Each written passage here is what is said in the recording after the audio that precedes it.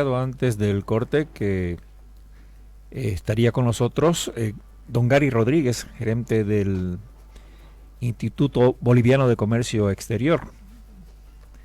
Le damos la cordial bienvenida a Gary y le consultamos porque él en un artículo de opinión que publicó El Deber sobre los riesgos que advierten los organismos internacionales sobre posibles turbulencias económicas, se corre el riesgo de una estanflación.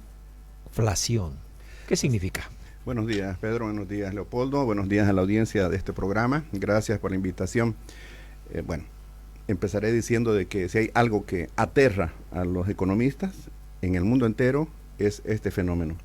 Si a la población le preocupa la inflación porque suben los precios, o le preocupa el estancamiento o la recesión porque tenemos precios bajos pero no hay crecimiento y por lo tanto hay desempleo, si se suman estos dos fenómenos al mismo tiempo en simultáneo, tenemos estancamiento más inflación, da lugar a este fenómeno conocido como stagflation en inglés, pero traducido estanflación. Es un escenario que debemos evitar a toda costa porque es tremendamente difícil poder combatir. De hecho, los economistas decimos que es mejor tener una inflación controlada con crecimiento porque eso da empleo, genera ingresos, hay movimiento, a tener una deflación que es una caída de precios. ¿Y por qué caen los precios? Porque no hay demanda, y si caen los precios no hay ventas, se genera un círculo vicioso y el empleo cae. Ahora imagínense, si decimos que es tan difícil revertir esta situación última, cuánto más difícil combatir el fenómeno de la estanflación con herramientas tradicionales. Se utiliza la política fiscal para estimular la demanda, para estimular la inversión, las ventas, para que suba el desempleo. ¿Qué se ocasiona? Inflación. Se utilizan medidas políticas o monetarias para contener la inflación, entonces se restringe, se suben las tasas de interés, se restringen los créditos, etcétera. Se baja la inflación, ¿qué ocasiona? Más desempleo. Este tema de la estanflación lo ha colocado en su informe, último informe del Banco Mundial de ahora, de junio, advirtiendo de que por esta situación que está viviendo el mundo de inflación generalizada, Estados Unidos, una inflación por encima del 8%, eso es inaudito para un país tan desarrollado, la peor inflación en más de 40 años. Y lo mismo está pasando en Europa y está pasando en otros países que como Sri Lanka, ¿no?, está en graves problemas, disturbios en este momento por causa de la elevación del precio. Y de eso Bolivia no se va a poder salvar. ¿Qué diagnóstico a propósito hace usted de la situación de la economía boliviana en estos momentos? Bueno, me voy a remitir al estudio que hizo la unidad de inteligencia del grupo británico The Economist hace un mes y medio atrás, que decía que en este ambiente de subida de precios generalizado, incremento del precio de los combustibles, los alimentos, los fertilizantes, por causa de la crisis entre Rusia y Ucrania, en el contexto latinoamericano, dice The Economist, Bolivia es el país más resiliente, es el país que mejor está preparado para enfrentar este escenario negativo. Pero analicemos las cosas bien, como dice Gonzalo Chávez, el economista de La Paz, una cosa es la fotografía y otra cosa es la tomografía. ¿Por qué tenemos nosotros precios bajos en Bolivia? Primero, porque se subvenciona el precio del combustible. Cuando los combustibles suben, eso es disparador de inflación en cualquier parte del mundo, porque obviamente el diésel se utiliza para el transporte público, para transporte de carga, para la producción de alimentos, etcétera.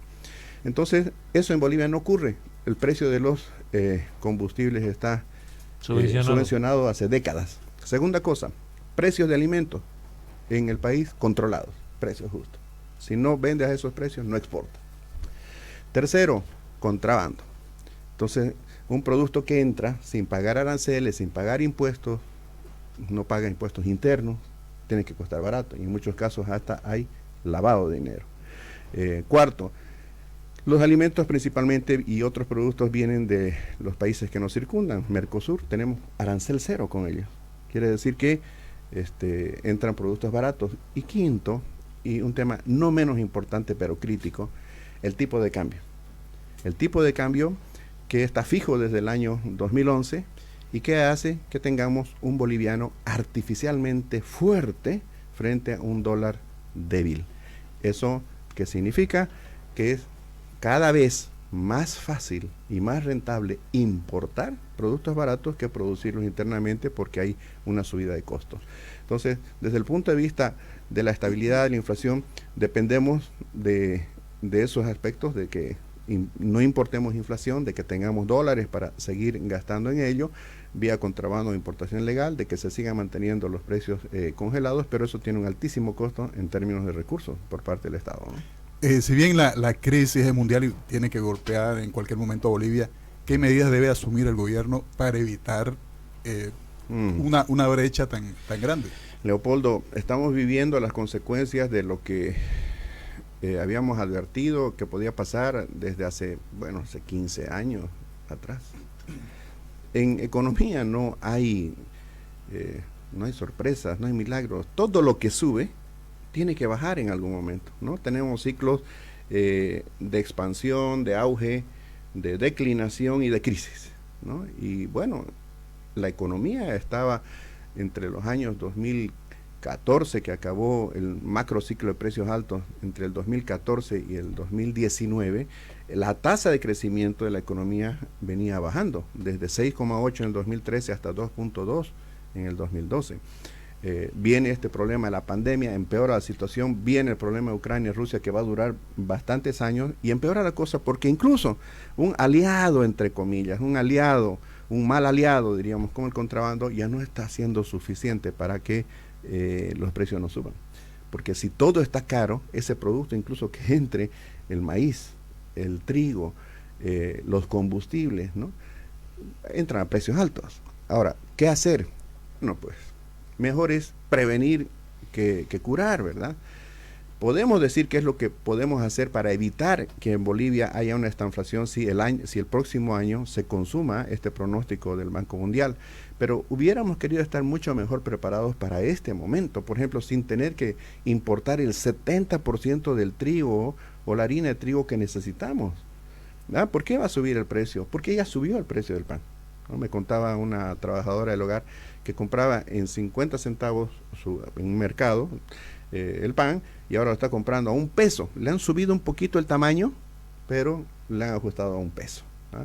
Eso en La Paz no puede ocurrir, ¿verdad? Porque ya la gente reclama. Entonces, ¿qué debíamos haber hecho para este momento? Biotecnología para el agro, estímulos, precios de garantía para productos que no son rentables, como el caso del trigo, libertad de exportación para garantizar una sobreproducción. En el tema de los combustibles, habíamos dicho, biocombustibles, lo venimos pregonando desde los años 2007. Ahora, ¿qué hacemos de aquí en adelante? Esa es la cosa. Lo primero, inexcusable, un diálogo público-privado, porque el que tiene la solución para las cosas es el sector productivo, no es el gobierno. El gobierno puede subsidiar, pero eso ya es una medida de contención, es una medida de reacción. Nosotros quisiéramos proactividad antes que reactividad. Pero ese diálogo parece no estar en la agenda del presidente Luis Arce, que es economista y que sus capacidades van a estar seguramente muy a prueba en esta complicada e incierta coyuntura que se plantea. Es un buen punto, porque economía, el economista es un administrador de escasez. La valía de un economista es administrar escasez. Que los recursos escasos que tiene una familia, que tiene una región, que tiene un estado, sirva para satisfacer de manera eficiente la mayor cantidad de necesidades de la sociedad desde el punto de vista de bienes y servicios, empleo, etcétera. Entonces, cualquiera puede ser economista un buen economista en tiempos de auge, en tiempos de bonanza, ¿no? Como dice el adagio, cuando hay dinero hasta la pobreza es llevadera, dice. El problema es cuando se dan situaciones como la de hoy día, cuando ya empezamos a tener restricciones de endeudamiento externo, cuando los capitales no están llegando al país como lo hacían antes, cuando nuestra producción, por ejemplo, en el sector de hidrocarburos está declinando, cuando la propensión a la importación está aumentando, y bueno, y en algunos sectores nuestra producción está perdiendo mercado interno. Ahí es donde se tiene que ver cómo a través de políticas públicas solucionamos esto. Y otra vez reitero, el verdadero actor del desarrollo económico es el sector productivo, el sector comercial, el sector de servicios privado. Entonces, se quiera o no se quiera, debemos llegar a ese diálogo, más allá de toda diferencia ideológica, todo cálculo político. Yo creo que este es el momento de deponer, ¿no?, actitudes, posiciones ideológicas, vencer mitos, ver qué están haciendo otros países y, ojo, recordarnos que la primavera árabe hace unos años atrás se llevó a varios gobiernos por delante porque la gente reclamó por la inflación, ¿no? En este momento el gobierno de Sri Lanka está en graves problemas por la subida de precios de los alimentos, por la escasez del diésel. Este es un problema en el mundo entero. Y claro, cuando algo empieza a escasear, como es el caso aquí del diésel, ¿no? Como es el caso que se está dando acá, y que vemos que Yacimiento está extremando esfuerzos para que se normalice la provisión. Y claro, la mejor forma de crear confianza en el mercado es de que estés abastecido, y mejor si sobreabastecido. Ahora, se debe entender por qué siempre dijimos nosotros que la mejor forma de garantizar precios estables, precios económicos en el mercado, es la sobreproducción. Pero usted habló combustible, habló alza de precios, y aquí está faltando el diésel, está aumentando el precio del pan, que es un alimento básico. ¿Y cuál es el escenario? Aumenta el tema del trigo. O el trigo también. Entonces, ¿cuál es el escenario? Claro, a ver, que lo que tenemos que hacer es una lectura desapasionada de la realidad, tanto en cuanto a nuestras necesidades, cuanto a nuestras posibilidades. Eso es lo que debería hacer un buen economista, y además no solamente ver el cortísimo plazo, sino el mediano y el largo plazo, porque lo que hoy día estamos viviendo es la consecuencia de las decisiones del pasado, y lo que vaya a pasar el día de mañana será la consecuencia de la toma de decisiones de hoy. No podemos ignorar que hay cambios en el mundo, no podemos negar que estamos interconectados en un mundo global. Por lo tanto, el comercio exterior es el canal de transmisión de las cosas que pasan en otros países. En términos de abastecimiento de alimentos, por ejemplo, ¿no? El cambio climático es otra realidad que no se la puede negar, pero debemos ir más allá del discurso, debemos ir más allá de nuestras promesas internacionales de que vamos a hacer esto para reducir la contaminación, etcétera. Debemos ser muy pragmáticos en esto. Podemos hacer y debemos hacer ambas cosas. ¿Cómo enfrentamos nuestros compromisos internacionales de reducir, por ejemplo, la contaminación? Pero eso lo deberemos casar con un desarrollo sostenible que no perjudique, sino más bien beneficie a nuestros agricultores con políticas públicas que les ayuden a mejorar su rendimiento y su productividad. En el momento hasta la sequía ha golpeado al maíz, ha golpeado al trigo. El estimado de ANAPO para este año, y está por escrito, es de que nos van a faltar 500,000 toneladas de trigo. ¿Y eso qué significa? Gasto, comprar un trigo caro, ¿no es cierto? Y ¿vamos a subvencionar ahora un producto extranjero? Esa es la pregunta. Nosotros habíamos anticipado esto hace tiempo y dijimos, como en el caso de los combustibles, si queremos sustituir la importación de un producto que lo estamos subvencionando, ¿por qué no transformamos la subvención en un incentivo para nuestro agricultor? Eso es lo que tiene que hacer un economista, ¿no? Y en su momento, recuerdo que en la cumbre agropecuaria Sembrando Bolivia en el año 2015, en abril, el expresidente Morales dijo una cosa muy sabia. Él no era economista, pero tenía olfato político. Él dijo, he aprendido, dijo, que cuando no faltan los alimentos, cuando los alimentos no cuestan caros, la gente está tranquila. ¿Por qué? Porque él sabe de que muchos gobiernos en el mundo se han complicado, incluso han caído por causa de la inflación, que es un impuesto ciego y que castiga sobre todo a los más pobres. Muchas gracias, don Gary Rodríguez, gerente del IPSE, por su participación en Influyentes. Muchísimas gracias por la invitación. Hasta una próxima oportunidad.